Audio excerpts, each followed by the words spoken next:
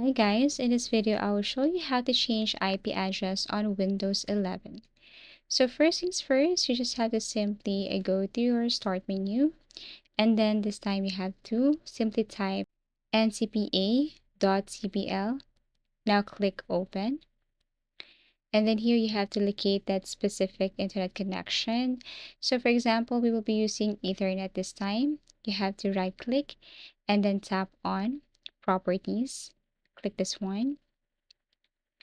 Now here, what you're going to do again is you have to scroll down and look for Internet Protocol version 4, tap, and then click on Properties.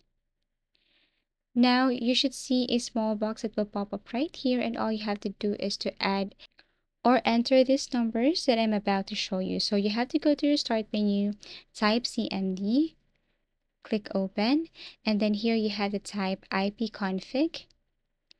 Now once done, what you're going to do next is press enter. And then you should see the following here, and all we have to do is to copy or just type it manually. So as you can see, there is this IPv4 address, subnet mask, and then default gateway.